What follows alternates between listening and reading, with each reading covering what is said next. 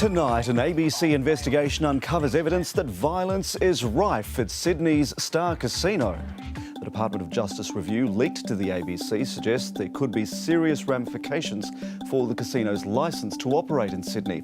Alison Brownlee has this exclusive report. The report found that it's here at the casino between the hours of midnight and 3 a.m. that violence was at its peak, particularly in the casino's 2 nightclubs and in its sports bar. David Dungay had only weeks left before he was due to be released when he died at the Long Bay Prison Hospital on Tuesday afternoon. The ABC understands Mr Dungay was being restrained by 4 Corrective Services staff at the time of his death. Corrective Services New South Wales says Mr Dungay was being treated for a medical condition and his death is not being treated as suspicious. Islamic schools around the country are in crisis, with staff sackings, protests and allegations of financial mismanagement. Get out, boy! Get out! Parents and students rally at the school gates. Soraya Sirhan and her family are among many parents and students who say schools run by the Australian Federation of Islamic Councils are mismanaged. Just last week, 15-year-old Rami was expelled by text message after protesting the sacking of a beloved teacher. It's getting more and more extreme, I could say. Boys and girls being separated into completely different buildings. It's Friday prayers at one of Sydney's biggest mosques, and it's packed. It's dictatorship, no more democracy.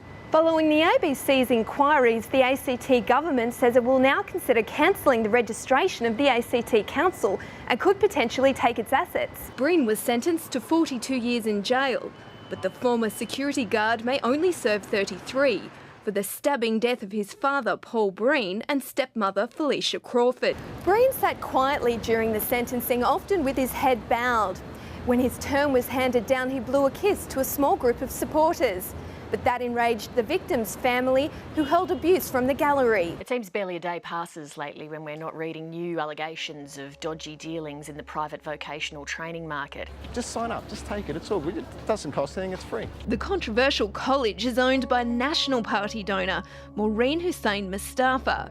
It's been the subject of Senate estimates inquiries, New South Wales Upper House discussions and a 3-year police investigation into allegations of phantom students. Now the administrator, Robert Moody, has told the ABC the reason is the college's computer systems were maliciously hacked the day administrators came in. The company ultimately had to pay back $44 million over 12,000 bogus enrolments, and it promised to change.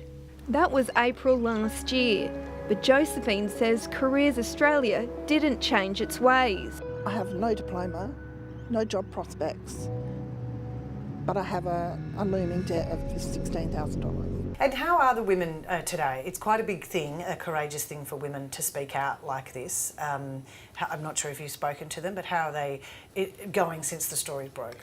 I think one of the things the women have pointed out is in none of the statements released yesterday was there any apology, which I think is a relevant remark by those women. Alison Brownlee has this exclusive report. This purpose-built house has been sitting empty for 3 months. The state government says clients can only have it if they use Sylvan Vale as the provider, but their parents say that's not good enough. Had your hair cut? Oh, right. So when Jane started returning from her group home with black eyes and bruising, she used signing to tell her parents she'd allegedly been assaulted by her carers. So it keeps coming back to the fact that because you're disabled, you won't be believed. So it hasn't been good. Certainly not an easy one.